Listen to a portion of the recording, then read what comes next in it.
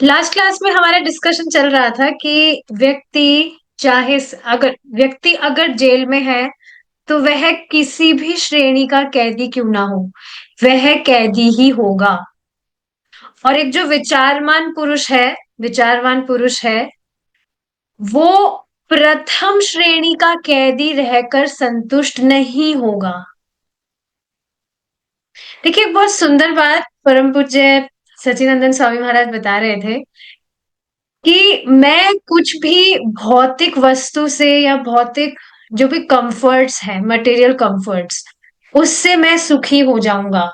ये कोरा झूठ है। दिस इज अ लाई। क्योंकि मैं खुद ही भौतिक नहीं हूं, आई एम नॉट मेटेरियल, मैं खुद स्पिरिचुअल हूं। तो कैसे कोई भौतिक वस्तु मुझे संतुष्ट कर सकती है? पर आप देखेंगे हर जगह सिर्फ इसी बात की तो एडवर्टीजमेंट है कि आप कुछ भी ये भौतिक कुछ करिए, ये आप पा लीजिए, ये ले लीजिए, तो आप सुखी हो जाएंगे। बट दिस इज कंप्लीट लाई। एकदम झूठी बात है। तो इस वजह से व्यक्ति को इस भौतिक जगत में कुछ भी श्रेणियां प्राप्त करने के पीछे नहीं लगे रहना चाहिए। उसको यहां से निकलने का प्रयास करना चाहिए। वास्तविक ज्ञान मात्र एमए या पीएचडी की उपाधियां प्राप्त करने में नहीं, अपितु इस जगत की मूलभूत समस्याएं समझने में है। इसी से रिलेटेड देखिए एक और बात है। एक कोई व्यक्ति थे, he was very God conscious, उसका नाम भी रखा था महाराज ने, I am not remembering it. He was not Krishna conscious though, but he was God conscious. तो वो उस तरह से कह रहे थे कि इस भौतिक जगत की जो भी चीजें हैं वो, मतलब मेरे जो भी इच्छाएं हैं, देखिए इस तरह से इंग्लिश में स्टेटमेंट था, if I find within myself the desire that no experience in this material world can fulfil, then I must conclude that I was made for another world. कि अगर इस भौतिक जगत की कुछ भी मैं कुछ इच्छा कर रहा हूं और मैं देख रहा हूं कि वो संतुष्ट नहीं हो रही है, it is not getting fulfilled, तो मुझे इस निष्कर्ष पर आना चाहिए कि मैं किसी और जगत का हूं, मैं इस जगत का हूं ही नहीं। अगर इस जगत के जितने भी मेरे प्रयास हैं जिससे मैं संतुष्ट हो जाऊं वो सब विफल हो रहे हैं, तो मुझे इस निष्कर्ष पर आना चाहिए कि मैं इस जगत का हूं ही नहीं। आई was made for another world, and this is true. Let's move ahead. यस्य सर्वे समारंभा काम संकल्प वर्जितः ज्ञानग्निदग्ध कर्माणं तमाहु पंडितं बुधः। यस्य सर्वे समारंभा काम संकल्प वर्जितः ज्ञानाग्निदग्ध कर्माणं तमाहु पंडितं बुधः। यस्य सर्वे समारंभा।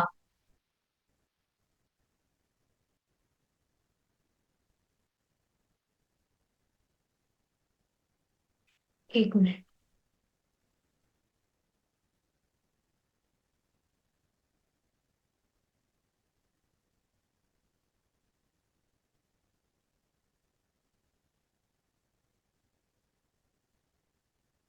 ठीक है। यस्य सर्वे समारंभा काम संकल्प वर्जितः। जिसका जिसके यस्य सर्वे समारंभा, सभी सारे के सारे जो कर्म है, सम्यक रूप से सारे जो कर्म है, काम संकल्प वर्जितः, वह काम के संकल्प से रहित होते हैं।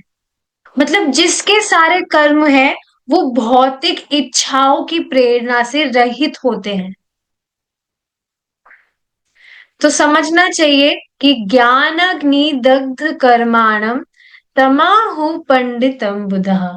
तो समझना चाहिए कि उसके सारे जो कर्म है वह ज्ञान अग्नि दग्ध कर्माणम, वह ज्ञान अग्नि से जल चुके हैं। ऐसे बुद्धिमान लोग ही पंडित है। तमाहु पंडितम बुध।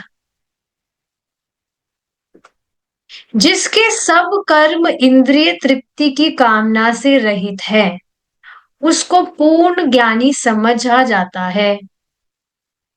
मतलब समझिए, कुछ भी वो काम कर रहा है, उसके पीछे उसकी कामना इंद्रिय तृप्ति नहीं है। मैं बिल्कुल भी ये भूल नहीं रही हूं कि हमें क्विज लेना था। I was just waiting. आप खुद बताइए, जो कर्म इंद्रिय तृप्ति की कामना से रहित है, वो कौन सा कर्म होगा? ऑप्शन तीन है, सबको पता है। कर्म, विकर्म, अकर्म। बताइए इन द चैट, इन तीनों में से वो कौन सा कर्म होगा?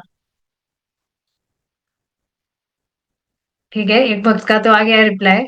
Very good, it's correct. वह होगा अकर्म। क्यों? क्योंकि वह जो भी कर्म व्यक्ति कर रहा है वह भगवान की संतुष्टि के लिए है और उससे उससे आत्मज्ञान प्राप्त होगा।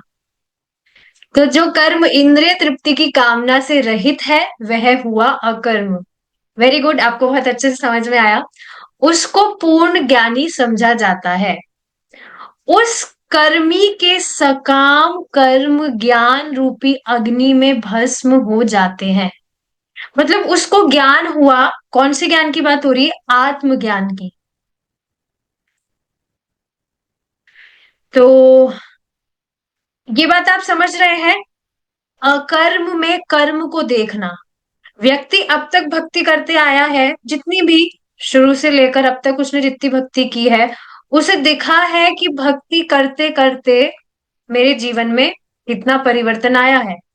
कितनी भगवान भगवान के श्रवण में, भगवान के नाम में रुचि बढ़ी है। तब उसको देखते हुए वह और भक्ति के कर्म करता है, अकर्म करता है। तो यह हुआ अकर्म में कर्म को देखना। तो ऐसे ज्ञान से, ज्ञान रूपी अग्नि से उसके जो सकाम कर्म है, यानी कि खुद की इंद्रिय के लिए, खुद की इंद्रिय तुष्टि के लिए वह कर्म करेगा, वह सब अग्नि से, ज्ञान अग्नि, ज्ञान रूपी अग्नि से भस्म हो जाते हैं। ऐसा ऋषियों का कथन है। भगवत गीता 4.19। तो देखिए, ये बात आप समझ रहे हैं। पहली बात तो यह है कि यहां पर लिख रहा है उस कर्मी के सकाम कर्म भस्म हो जाते हैं। यहां कर्म लिखा है या कर्म फल लिखा है?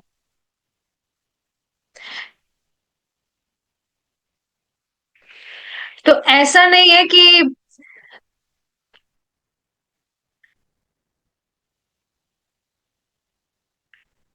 उस कर्मी के सकाम कर्म ज्ञान रूपी अग्नि में भस्म हो जाते हैं, ऐसा ऋषियों का कथन है।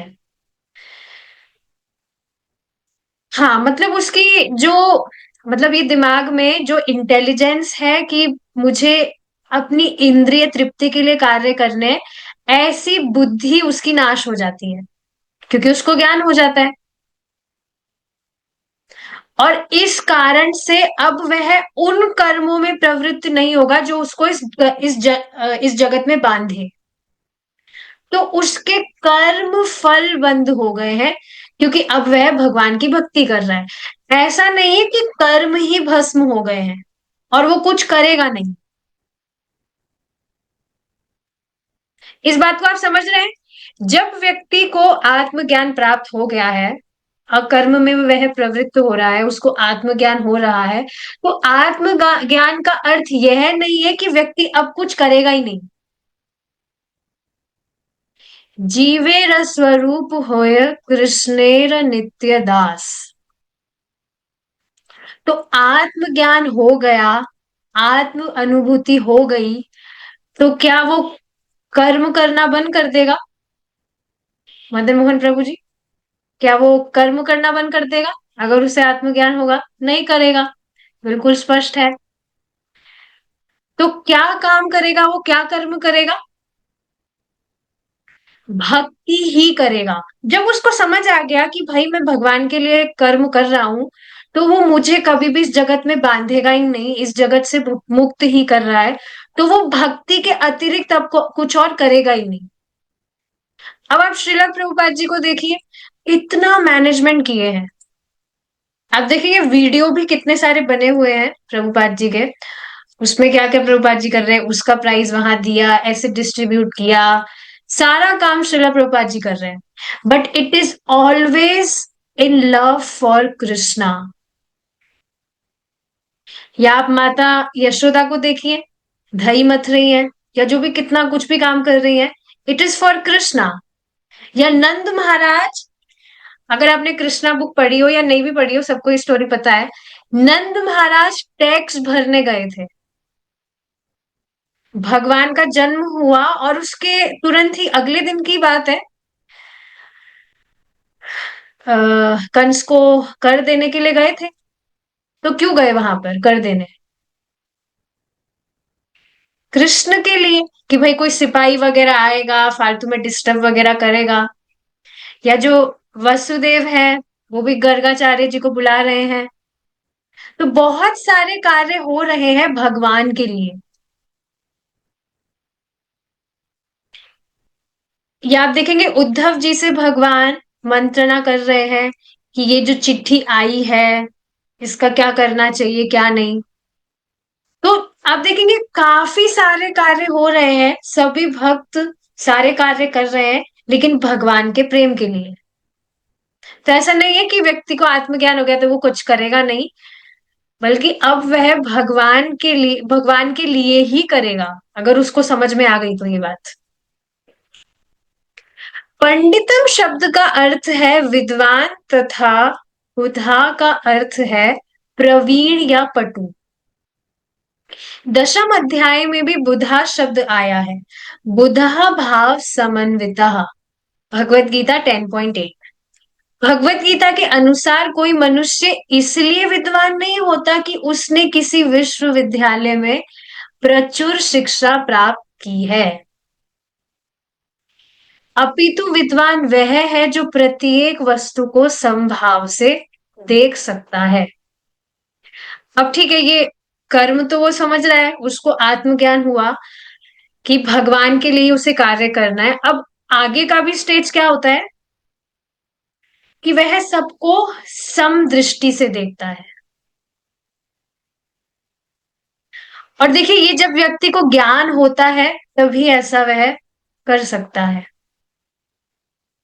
आप देखिए यहाँ पर बताया जा रहा है कि विश्वविद्यालय में प्रचुर शिक्षा प्राप्त की है, वह व्यक्ति विद्वान नहीं है। बल्कि आप देखेंगे ये जो भी विश्वविद्यालय, यूनिवर्सिटीज, कॉलेजेस में जो भी ज्ञान प्राप्त करते हैं, उसमें तो और ज्यादा देहात्म बुद्धि ही बढ़ती है। कितना कंपटीशन वगैरह, मुझे अभी भी सारे कॉलेज के दिन याद आते हैं, कितना कंपटीशन वगैरह होता था, हर चीज में कंपटीशन।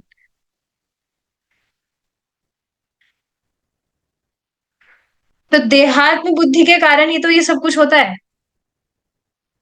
और समदृष्टि, फिर समदृष्टि का तो कुछ वो ही नहीं है, ऑप्शन ही नहीं है। तो इसमें बताया जा रहा है कि विद्वान वह है जो प्रत्येक वस्तु को समभाव से देख सकता है। देखेंगे श्लोक। विद्या विनय संपन्ने ब्राह्मणे गविहस्तिनि शुनि चैव श्वपाके च पंडितः समदर्शिनः। विद्या विनय संपन्ने ब्राह्मणे गविहस्तिनि शुनि चैव श्वपाके च पंडितः समदर्शिनः। देखिए, विद्या विनय संपन्ने, जो विद्या और विनय से संपन्न है, यानी कि जिसके पास में विद्या है उसके पास में विनय भी होना चाहिए। विनय का क्या अर्थ होता है, किसको मालूम है?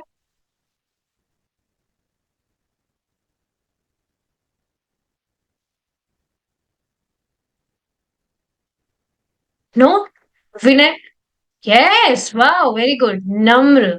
विनय मतलब नम्रता।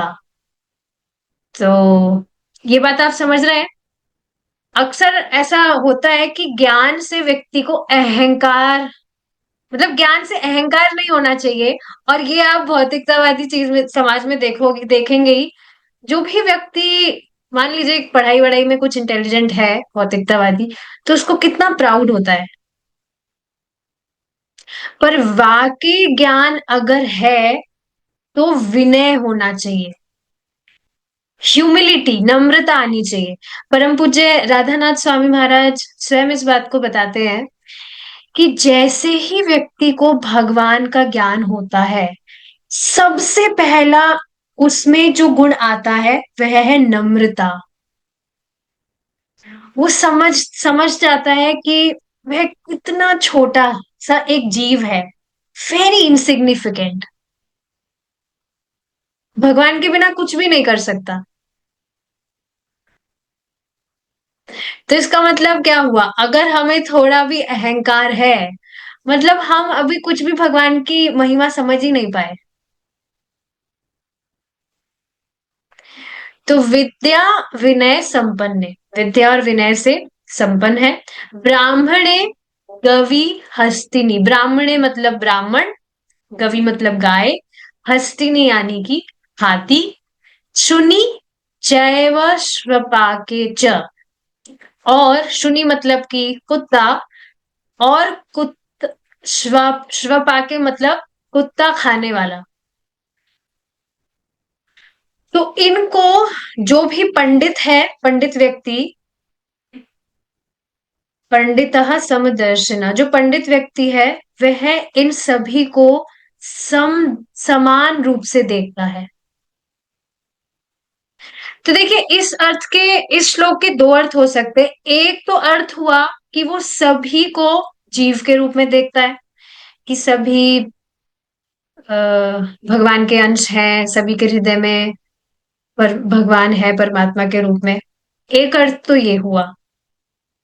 और दूसरा अर्थ क्या हुआ, जो श्रीला प्रभुपाद जी अपने तात्पर्य में बताते हैं, कि भगवान किस तरह से सभी जीवों के प्रति सम है, और हर एक जीव के कर्म के अनुसार उनको फल दे रहे हैं। तो ये दो अर्थ हुए। एक तो कि सभी को वह देख रहा है, भगवान का अंश है, सारे जीव भगवान के अंश है। और दूसरा कि सबको जैसे जैसे अलग अलग सिचुएशंस में रखा गया है, अलग अलग देहों में रखा गया है, वो उन्हीं के कर्म के अनुसार उनका प्राप्त फल है, जो भगवान के द्वारा दिया गया है। तो पंडितः समदर्शिना। और देखिए, समदर्शिना का मतलब भी समझिए। समदर्शी तो वह है, लेकिन इसका अर्थ ये नहीं कि सबके साथ में वह एक जैसा ही व्यवहार करेगा। जैसे एक व्यक्ति को मैं बता रही थी कि जो भी व्यक्ति कुछ भी आध्यात्मिक आध्यात्मिकता फॉलो कर रहा है, या कुछ भी जो भी उसके बिलीफ है, कुछ भी वो कर रहा है, तो मेन चीज क्या होनी चाहिए, that he should be compassionate and loving towards other beings. तो ठीक है, अब दूसरों के प्रति कंपैशनेट है, लविंग है, लेकिन इसका अर्थ ये नहीं है कि वो जो टाइगर है उसको जाकर वो गले लगेगा, या कुत्ते को सर पर चढ़ा लेगा।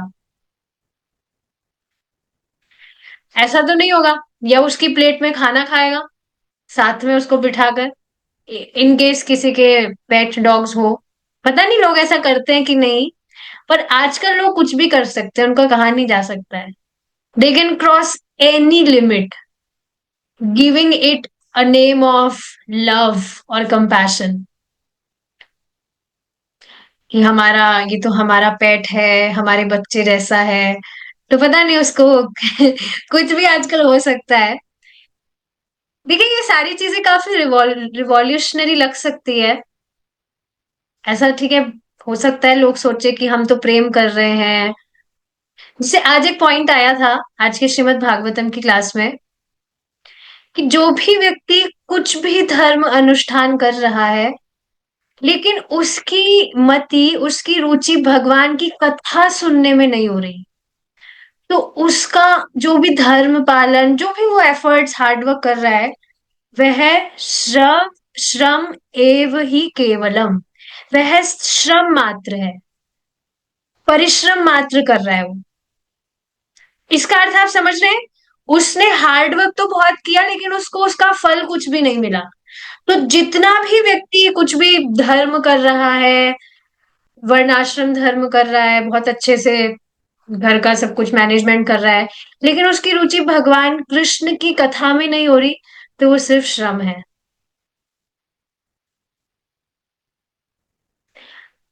अब आप सोचिए, जब धर्म है उसको श्रम कहा जा रहा है, धर्म को श्रम कहा जा रहा है, वर्णाश्रम धर्म वगैरह व्यक्ति कर रहा है, लेकिन अब जो व्यक्ति भौतिक कार्यों में लगा है, उसका तो फिर कहना ही क्या, वो तो श्रम है ही। उसमें तो धर्म वगैरह कुछ नहीं है, जो भी भौतिक चीजों में फंसा रहता है व्यक्ति। तो जब धर्म को श्रम कहा जा रहा है, जिसको करने से व्यक्ति की भगवान में कुछ रुचि प्राप्त नहीं कर रहा है वो, तो भौतिकतावादी चीजों का तो कहना ही क्या, वो तो श्रम है ही। और श्रम मतलब परिश्रम कर रहा है, उसका फल कुछ नहीं मिल रहा है। इसका बहुत अमेजिंग एग्जाम्पल से प्रभु जी ने समझाया था। सपोज करिए आपको कुकिंग करना बहुत पसंद है, और आपने सोचा कि आज तो घर में भक्त वगैरह आएंगे प्रसाद के लिए। आप सुबह से लग गए, कुकिंग कर रहे हैं आप, आपने बढ़िया गैस वगैरह ऑन किया, और आप कुकिंग करे जा रहे हैं, काफी घंटों से लगे हैं, सुबह से बस लगे हैं, और बहुत अच्छा आप फीस्ट प्रिपेयर करने में लगे हैं। लेकिन आपने काफी घंटे निकलने के बाद में भी देखा कि अरे, कुछ भी सब्जियां पकी नहीं रही है, रोटी कुछ सिकी नहीं रही है, सुबह से आप लग रहे हैं। अब जो भक्त है उनका घर में आने का टाइम भी हो गया है प्रसाद पाने के लिए, पर आप देख रहे हैं सुबह से आप लगे हैं, फिर भी आप आपको कुछ रिजल्ट ही नहीं मिल रहा है। तो क्या आप फ्रस्ट्रेटेड नहीं हो जाएंगे कि सुबह से मैं इतना परिश्रम भी कर रहा हूं, लेकिन कुछ हुआ ही नहीं, प्रसाद बना ही नहीं अभी तक। So it is similar to that, कोई भी व्यक्ति कितना ही धर्म कर रहा है, कुछ भी कार्य कर रहा है, लेकिन भगवान में उसकी रुचि प्राप्त नहीं हो रही है, भगवान की कथा सुनने में उसको कुछ रुचि प्राप्त नहीं हो रही है, तो वो सिर्फ श्रम है। अब रिवॉल्यूशनरी बातें क्या है, कि जैसे भाई कोई व्यक्ति कंबल बांट रहा है, तो वह भी उसका व्यर्थ है, क्योंकि कंबल बांटने से भी उसको भगवान में कुछ रुचि प्राप्त नहीं हो रही। अब सामान्यतः अगर ये बात कही जाए तो ये बहुत लोगों को खराब लगेगी, कि क्यों दूसरे लोग मतलब ठंड में है, उनको हम कंबल दे रहे हैं, स्वेटर दे रहे हैं, तो ये तो अच्छी बात है ना, कल्याण कर रहे हैं हम उनका। हाँ, कर रहे हैं, लेकिन वो भगवान के संबंध में होना चाहिए, और यही चीज लोग बिल्कुल भी नहीं समझते हैं।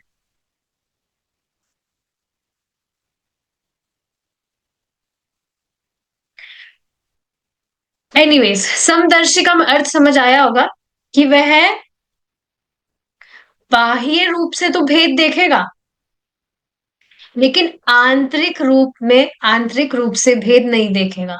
व्यवहार की बात अलग है, लेकिन जो दर्शन है वो उसका समान है। तो व्यवहार सबसे अलग करेगा, अलग अलग जो एनिमल्स हैं या जो भी व्यक्ति है, लेकिन समदृष्टि क्या रहेगी, कि सभी भगवान के अंश है। विनय संपन्न साधु पुरुष वास्तविक ज्ञान के बल पर विद्या विनय युक्त ब्राह्मण, गाय, हाथी, कुत्ते तथा चांडाल को समान दृष्टि से देखता है। तो स्पष्ट है?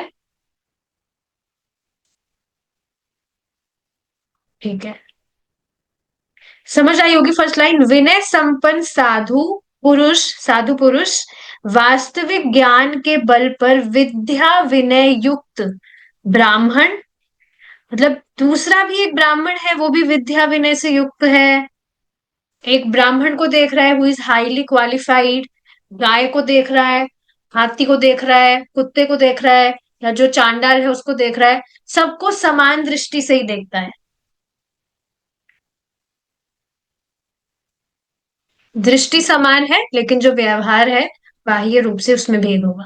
वैदिक सभ्यता के अनुसार भारत में विद्वान ब्राह्मण वो मानव समाज में सर्वोपरि माना जाता है। विद्वान तथा भद्र मनुष्य जो पंडित कहलाता है, ऐसे ब्राह्मण को और कुत्ते अथवा कुत्ते खाने वाले चांडाल को समान स्तर पर देखता है। दूसरे शब्द में, वह उत्तम तथा निम्नतम में कोई अंतर नहीं देखता। तो क्या इसका अर्थ यह हुआ कि एक विद्वान ब्राह्मण होना एक कुत्ते होने से बढ़कर नहीं है? ऐसा नहीं कहा जा रहा है, नहीं। इसका अर्थ यह नहीं है, ये बात आप समझे कि भाई कोई व्यक्ति सबको समान दृष्टि से देख रहा है, तो क्या इसका अर्थ ये हुआ कि विद्वान ब्राह्मण होना एक कुत्ते होने से बढ़कर नहीं है? ऐसा नहीं है। पंडित पंडित उन्हें संभाव से इसलिए देखता है क्योंकि वह उनकी चमड़ी को नहीं, वर्ण आत्मा को देखता है। जैसे इसी से रिलेटेड कल एक क्वेश्चन आया था, कल की क्लास में मैंने ही किया था एक्चुअली वो। प्रभु जी ने एक स्टोरी सुनाई थी जो आप सभी भक्त जानते हैं। भृगु मुनि जो है वो किस तरह से टेस्ट लेने गए थे कि कौन भगवान है।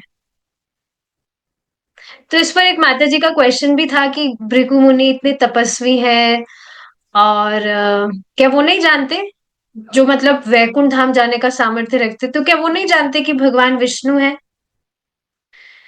तो ये क्वेश्चन भी मैंने किया था प्रभु जी से, तो प्रभु जी ने बताया कि वो ये स्थापित करने के लिए उन्होंने इस तरह से किया कि भगवान विष्णु ही भगवान है। इसको स्थापित करने के लिए उन्होंने इस तरह से आ, ये सब किया। एनीवेज, तो हाँ, इस तरह से आप देखेंगे भृगु मुनि उन्होंने ब्रह्मा जी का अपमान किया, वे क्रोधित हो गए, शिव जी भी क्रोधित हो गए, लेकिन भगवान विष्णु क्रोधित नहीं हुए। वे उनके प्रति अनुकूल ही रहे। तो क्या हमें भी मतलब भगवान इस तरह से हमें शिक्षा दे रहे हैं कि हमारे साथ व्यक्ति कैसा ही व्यवहार करे, तो हमें भी हमेशा उनके प्रति अनुकूल ही रहना चाहिए, हमें कभी गुस्सा वगैरह नहीं करना चाहिए। तो मेरा क्वेश्चन पूछने का कुछ अलग मतलब मेरा वे था, मैं पूछना चाह रही थी कि क्या हमें हमारा जो बिहेव है वो इस तरह से रखना चाहिए क्या? लेकिन प्रभु जी ने इसको किस तरह से लिया कि भाई हमारा कोई असम्मान कर दे तो फिर तो हमें फिर उस पर रिएक्ट नहीं करना चाहिए क्या? तो इस पर प्रभु जी कह भी रहे थे कि हाँ, अब जिन्होंने क्वेश्चन किया है मैं समझ सकता हूँ जिस स्थिति में है, तो उनका कभी कभी असम्मान हो जाता होगा। मुझे इतनी हंसी आ रही थी ये बात सुनकर कि मैं मेरे असम्मान की बात नहीं कर रही थी कि मेरा असम्मान हो जाए तो मुझे कैसे रिएक्ट करना है। कैसे भी प्रोवोकिंग सिचुएशन आए तो उसमें क्या बिल्कुल मतलब अनुकूल ही रहना चाहिए। तो इस तरह से प्रभु जी समझा रहे थे कि अगर हम ये सोच भी रहे हैं कि हमारा असम्मान हुआ तो हमारा किसका? हम तो ये चमड़ी देख रहे हैं। Is it not? तो ये थोड़ा बहुत हाई लेवल की बात चल गई थी। एनीवेज, यहाँ पर देखिए ये सेम चीज बताई जा रही है कि पंडित उन्हें संभाव से इसलिए देखता है क्योंकि वह उनकी चमड़ी को नहीं, वर्ण आत्मा को देखता है। तो अगर हम हमारी चमड़ी को ना देखकर हम सोचे हम तो आत्मा है, हमारा कौन असम्मान करेगा या हमारा कौन अपमान कर सकता है, तो हमें तो कुछ फर्क ही नहीं पड़ेगा। बहुत अच्छी तरह से प्रभु जी ने इसको समझाया था कि आप देखेंगे काफी चीजों को लेकर हम ऑलरेडी इनडिफरेंट हो गए हैं। Is it not? जैसे अब पहले के टाइम पर मुझे बहुत ज्यादा इन चीजों से फर्क पड़ता था कि कोई जो व्यक्ति है वो स्पेशली जो माता जी वगैरह होती थी, वो कैसी ड्रेस पहन रही है, बहुत अच्छी ड्रेसेस होनी चाहिए, बहुत फैंसी ड्रेस होनी चाहिए, बहुत ज्यादा मुझे इन चीजों से फर्क पड़ता था। लेकिन अब मैं इन चीजों को लेकर बिल्कुल इंडिफरेंट हो गई। कुछ नहीं, मतलब दिमाग वहां पर दिमाग ही नहीं चाहता है, बिल्कुल इनडिफरेंट। तो उसी तरह से टाइम के साथ साथ जैसे हम भक्ति करते जाते हैं तो ये जो असम्मान अपमान ये सारी चीजें भी है, आप देखेंगे कि इनसे भी आप इनडिफरेंट होने लगेंगे, आपको कुछ फर्क ही नहीं पड़ेगा। और काफी सारी चीजें, ये तो मैंने ड्रेस का एग्जाम्पल दिया है। आप खुद भी अपने जीवन में देखेंगे कि जिस भी चीज में आप बहुत ज्यादा एब्जॉर्ब पहले रहते थे, वो कुछ भी हो सकता है। हो सकता है आपको बहुत गेम खेलना पसंद हो, या न्यूज़पेपर पढ़ना पसंद हो, दैट कैन बी एनीथिंग। पर अब वहां पर कुछ भी बुद्धि नहीं जाती है, बिल्कुल इंडिफरेंट हो गए। तो इस तरह से टाइम के साथ में आपको पता ही नहीं चलेगा, कि आपको बिल्कुल फर्क ही नहीं पड़ेगा, indifferent, you will be indifferent. और अभी भी ऐसा नहीं है कि आपको कोई भी व्यक्ति कुछ भी कह देता है तो आप मतलब काफी बार तो आप संभाल ही लेते होंगे अपने आप को, या हर बार ही आप तलवार, हर मतलब तलवार तो कोई लेकर भी खड़ा नहीं होता है, बट स्टिल आप देखेंगे काफी इम्प्रूवमेंट है। So it's just matter of time, जैसे जैसे भक्ति करेंगे तो ग्रेजुअली चेंजेस आते हैं। पंडित उसे समझा जाता है जिसने प्रत्येक जीवात्मा में एक ही आत्मा देखने की पटुता प्राप्त कर ली है, क्योंकि वास्तव में प्रत्येक जीव एक आध्यात्मिक स्फुलिंग है। देखिए, हम ये चीज पढ़ते, लेकिन ये कितना ज्यादा डिफिकल्ट होता है। अभी देखिए, 2 दिन पहले की बात है, 3 दिन ही हो गए। तो सुबह का टाइम था, आई वॉज प्रैक्टिसिंग माई योगा। तो अचानक से मुझे एक बंदर दिखा, वो दूसरी छत पर था। तो मैं, आई वॉज वेरी केयरफुल, मैं जल्दी से अंदर आ गई थी, मेरा गेट वगैरह बंद करके। फिर कुछ टाइम बाद मैं बाहर गई वापस से, तो देखा बंदर तो नहीं है। फिर जैसे ऊपर, जो ऊपर की जो छत होती है, वहां से मुझे थोड़ी सी एक कुछ आवाज सी आई। मैंने पीछे मुड़ के देखा तो मेरे ऊपर ही वो एक मोटा सा बंदर था। ऊपर मैंने देखा, मुझे सच में इतना जोर से एक चक्कर सा आ गया उसको देखकर। जल्दी से I just entered in my room, मैंने जल्दी से गेट बंद किया, और वो गेट भी बंद नहीं हुआ, और मैं नीचे गिर गई। पता नहीं मुझे क्या हुआ था, इतना ज्यादा आई वाज फियरफुल। आप खुद अपने आप को सोचकर देखिए, हंसने वाली बात नहीं है ये। बहुत ही ज्यादा हेजिटेशन मुझे हो गया था। ऊपर देखा मैंने, इतना मोटा इतना मोटा बंदर मेरे ऊपर।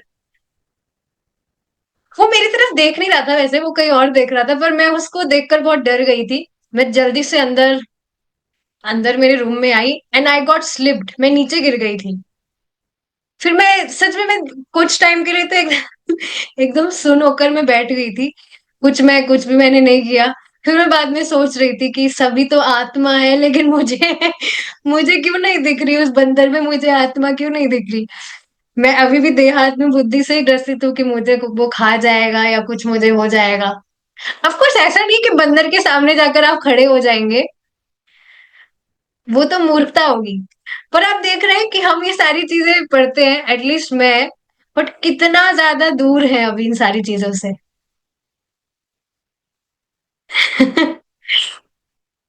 It was very frightening. Anyways, अरे पूरा दिन मैं बहुत परेशान रही थी उस दिन, सच में, कि कितना ज्यादा ये एक प्रॉब्लम है। सोचिए कितनी ज्यादा ये एक बहुत ही ज्यादा मिजरीफुल है ये चीजें, कि हमारे हृदय में कुछ भय है, इतना हम परेशान रहते हैं उस भय के कारण।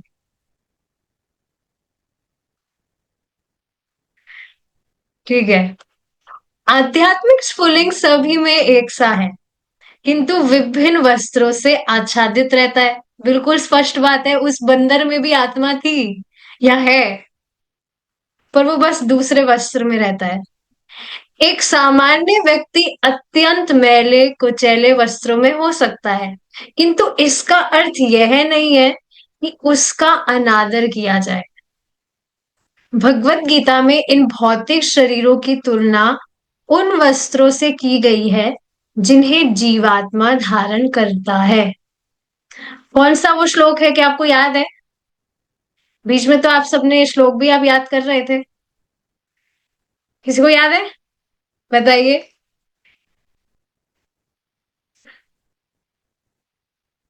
बहुत ही प्रोमिनेंट श्लोक है। श्लोक नंबर याद है तो बता सकते हैं?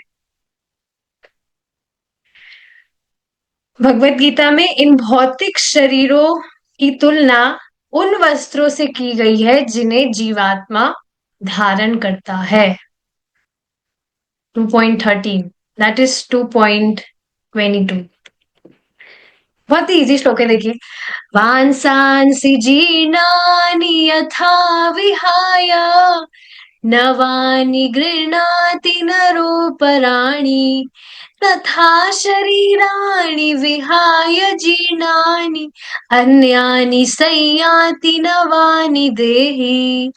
वांसांसि जीर्णानि यथा विहाय नवानि गृह्णाति नरोपराणि तथा शरीराणि विहाय जीर्णानि अन्यानि संयाति नवानि देहि।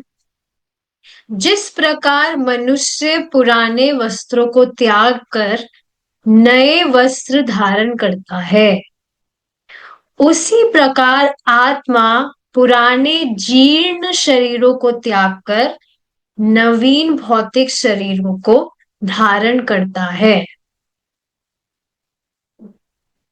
कितना सोचिए, स्पष्ट यहाँ पर बताया जा रहा है कि हम ये शरीर नहीं है।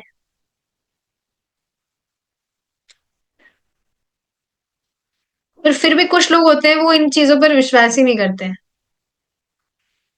जब भी हम किसी जीव को देखते हैं तो हमें सोचना चाहिए कि यह आत्मा है।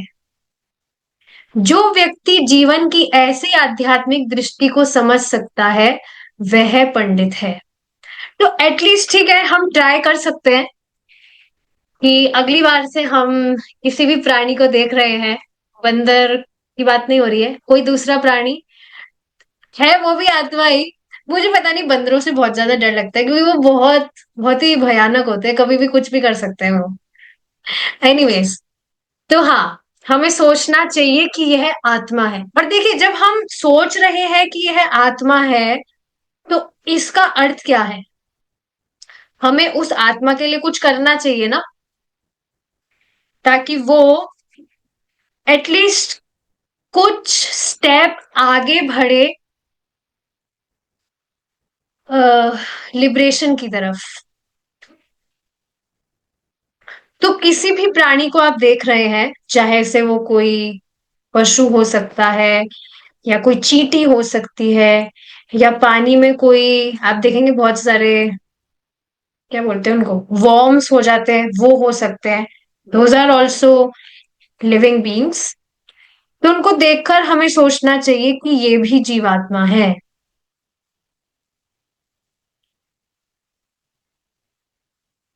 जो व्यक्ति जीवन की ऐसी और हाँ, ऐसा सोचकर हमें हेल्प करना चाहिए कि हम उनको कुछ भगवान के संपर्क में लाए। आप उनके सामने भगवान का महामंत्र जप कर सकते हैं, उनको प्रसाद दे सकते हैं। जो व्यक्ति जीवन की ऐसी आध्यात्मिक दृष्टि को समझ सकता है वह पंडित है। और देखिए, ये भी कोई छोटी बात नहीं है। और देखिए, ये बात भी मैं समझ रही हूँ, आप खुद सब इस चीज से रिलेट कर पाएंगे कि ऐसा बिल्कुल भी नहीं है कि बिल्कुल ही याद ना रहता हो कि जिस भी दूसरे पशु या किसी को भी आप देख रहे हैं कि ये भी भगवान के अंश है। क्या आपने कभी आज तक नहीं सोचा किसी भी पशु को या किसी पक्षी को देखकर कि ये भी हमारी तरह जीवात्मा है, पर इसके पूर्ण किसी कर्म के कारण इसको यह देह अभी प्राप्त हुआ है? जैसे मैं सोच रही थी कि पानी के अंदर जो वो बहुत सारे वॉर्म्स हो जाते हैं, उन्होंने पता नहीं पहले क्या क्या किया होगा जिससे उनको अब ऐसा शरीर प्राप्त हुआ है। पानी के अंदर इतनी सारी वो जो लटे होती है, खैर उससे कुछ होगा भी नहीं, जो भी उन्होंने कर्म किया हो। बट उसका हम कैसे उद्धार कर सकते हैं? उनके पास तो पता नहीं कान भी होते हैं कि नहीं, वो महामंत्र सुन भी पाएंगे कि नहीं। पर उसमें थोड़ा पानी हम डाल सकते हैं, प्रसादम जल, जिससे उनका उद्धार हो जाए।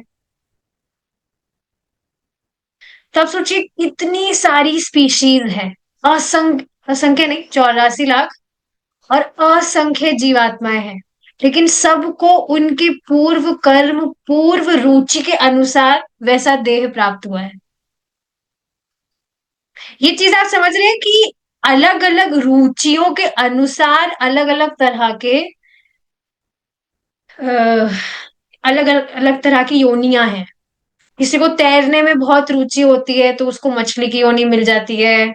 मांस खाने में रुचि है तो कुछ कार्निवोरस एनिमल का देह मिल जाएगा। तो उनकी रुचियों के अनुसार। लेकिन अगर हम उनके अकाउंट में भक्ति का बीज डाल दें तो आगे जाकर आपको पता नहीं है कि अब आपने उनके अकाउंट में भक्ति का बीज एक बार डाल दिया, जो मौका उनको अनादिकाल से नहीं मिला। देखिए प्रॉब्लम हमारे साथ क्या है, हम भक्ति करते तो हमारे लिए बहुत नेचुरल सब हो जाता है कि हाँ भक्ति हम कर रहे हैं। लेकिन हम भक्ति कर रहे हैं, ऐसा सेम केस बाकियों के साथ में नहीं है। जीवात्माओं में भी अगर हम मनुष्य योनि की भी बात करें तो ऐसे ऐसे लोग हैं जिन्होंने कभी कृष्ण का नाम सुना भी नहीं। हमें ये चीज बहुत सामान्य सी तो लगती है कि किसी भी व्यक्ति ने एक बार तो कृष्ण बोल ही देते हैं, सभी तो नरक तो नहीं जाएंगे वो। लेकिन हर कोई ऐसा नहीं होता है। लोगों ने कृष्ण नाम कभी सुना भी नहीं है। और ये बात मुझे ज्यादा कब पता लगी, when I join that group. उसमें लोग मुझे लिटरली पूछ रहे थे ये हरे कृष्णा का मतलब क्या होता है। You say Hare Krishna, what is the meaning of Krishna, Hare Krishna. लोगों को पता ही नहीं है। जबकि हर देश में इस्कॉन टेम्पल है। पर हाँ ये चीज है कि अगर आपने एक बार उनके अकाउंट में भक्ति का बीज डाल दिया तो वो आगे जाकर उपजेगा ही। देखिए यही चीज है, भक्त ये नहीं समझ पाते हैं। महाराज खुद बता रहे थे कि अगर आप किसी को भगवान का संपर्क दे रहे हैं तो भक्त खुद नहीं जान रहा कि वो उस पर कितनी कृपा कर रहा है। सोचिए अनादि काल से वो इस भौतिक जगत में फंसा हुआ है और उसे कभी मौका ही नहीं मिला कि वो भगवान की कुछ सेवा करे या भगवान कौन है ये जाने। कभी उसको मौका नहीं मिला। अब सोचिए ना, इसी जीवन में कहाँ कुछ आइडिया था कि इस तरह के कुछ लोग भी होते हैं जो इस तरह से भगवान की भक्ति कर रहे हैं। और या कुछ एक गोल होता है, मनुष्य जीवन का कुछ पर्पस होता है जिसको हमें हासिल करना होता है, जिस पर हमें काम करना चाहिए। कुछ भी तो नहीं था, बिल्कुल ब्लैंक। कहीं दूर जाने की जरूरत नहीं है, अपने ही जीवन में आप देखेंगे। और जो भक्त इस बात को समझता है, अपने आप उसके हृदय में ये इच्छा आएगी कि जिस तरह से मुझे मौका मिला, जिस तरह से किसी भक्त ने कृपा करके मुझे भगवान के भक्तों का संपर्क दिया, भगवान की भक्ति का संपर्क दिया, उसी तरह से मैं भी औरों की सहायता करूं।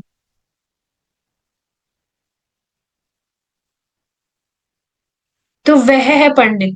और आप देखेंगे औरों की सहायता आप करना चाहते तो उसमें आप कुछ भेद तो नहीं देखेंगे। You will want to give to everyone, that can be anyone, कोई भेद नहीं देखेंगे आप। तो वह है पंडित। चाणक्य पंडित ने शिक्षा अथवा पंडित की योग्यता के मानदंड को इस प्रकार बताया है।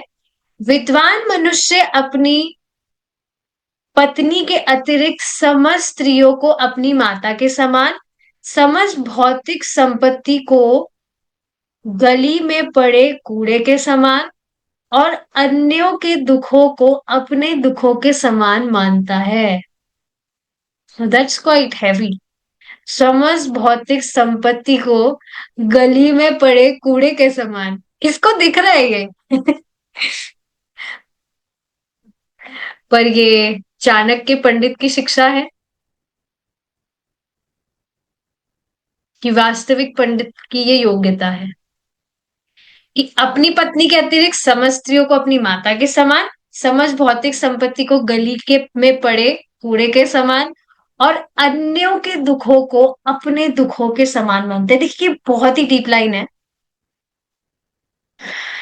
अभी जो हमने डिस्कस किया, देखिए कोई भी व्यक्ति भक्ति कर रहा है, भक्ति करने से उसके जीवन में परिवर्तन आता है। वो अच्छी तरह से देख पाता है कि जब मैं भक्ति नहीं कर रहा था तो मैं कितना दुखी था। और ये दुख का एहसास उसे तब होता है जब उसे सुख का अनुभव होता है। नहीं तो आप सोचिए ना, हम पहले भक्ति करने से पहले हम दुखी भी थे, but we were not caring, we were just assuming it as a part of life. At least मुझे ये चीजें याद आती है, समझ आता है कि कितना ज्यादा फ्रस्ट्रेशन था, कितना ज्यादा सफरिंग्स थी। अब जाके समझ आता है क्योंकि अब भक्ति कर रहे हैं, लेकिन पहले ये बातें समझ नहीं आती थी। इवन तो पहले भी फ्रस्ट्रेशंस थे, सफरिंग्स थी, but we were chill, we were not caring about it. तो एक भक्त भक्ति करके ही ये बात समझ पाता है कि जब वह भक्ति नहीं कर रहा था तो वो कितना दुख में था। और देखिए, आप पूर्व आचार्य गण की जो प्रेयर्स हैं, जो भी सॉन्ग्स वगैरह उन्होंने लिखे हैं, आप जब उनका श्रवण करेंगे, श्रील नरोत्तम दास ठाकुर जी हुए और श्रीला भक्ति विनोद ठाकुर जी, बहुत बहुत सारे जो भी श्रीला वृंदावन चंद्र ठाकुर, जितने भी पूर्व आचार्य गण हैं, उनकी आप प्रेयर्स का श्रवण करेंगे, कितना ह्यूमिलिटी में उन्होंने प्रेयर्स भगवान के लिए लिखी हैं, तब जाकर वास्तव में मतलब आता है भाव कि क्यों भक्ति हम नहीं कर रहे थे, और जब हम भक्ति नहीं कर रहे थे तो हम कितना दुख में थे। तो एक भक्त ही भक्ति करके इस बात को समझता है, और फिर वह देख पाता है कि सामने वाला व्यक्ति भक्ति नहीं कर रहा है तो कितना दुख में है। हो सकता है वो बहुत सेल्फी वगैरह खींच रहा है with those smiling faces and all those things, but those are actually fake and temporary smiles.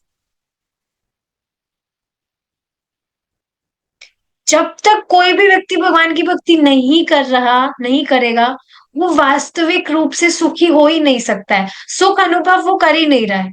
और इस बात को वो भी तब तक नहीं समझेगा जब तक वो भक्ति का सुख अनुभव नहीं करेगा। मतलब सुख का मतलब ये नहीं कि पूरी सिद्धि होगी तभी वह सुख अनुभव करेगा, अभी भी आप भक्ति करते हैं, so you experience some taste for sure, तभी तो आप कंटिन्यू कर पा रहे हैं। सोचिए, भगवान कभी कुछ रेसिप्रोकेट करते ही नहीं, तो क्या आप, कैसे आप भक्ति कंटिन्यू कर पाते? But Krishna is very personal God, he is so reciprocative, करते हैं भगवान आदान प्रदान। और इसी के विपरीत कोई व्यक्ति भगवान को निराकार मान के निराकार की उपासना कर रहा है, तो परम पूज्य राधा गोविंद महाराज कहते हैं कि किस काम का है निराकार भगवान? अगर तुम रो रहे हो तो तुम्हें पूछने के लिए वो रुमाल भी देने नहीं आ सकता है। तो पता नहीं वो कुछ रेसिप्रोकेशन वगैरह फील करते हैं कि नहीं, आई डोंट नो। नहीं करते होंगे, भगवान को निराकारी कर दिया तो ये सारी चीजें हैं। अन्यों के दुखों को अपने दुख के समान मानता है। ठीक है, आगे का जो है हम कल करेंगे discuss. Hopefully tomorrow we'll complete this chapter. Krishna is willing.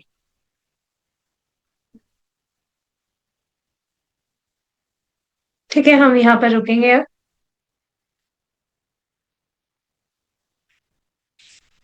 Thank you so much for joining. Hare Krishna. जय श्रीला प्रभुपाद।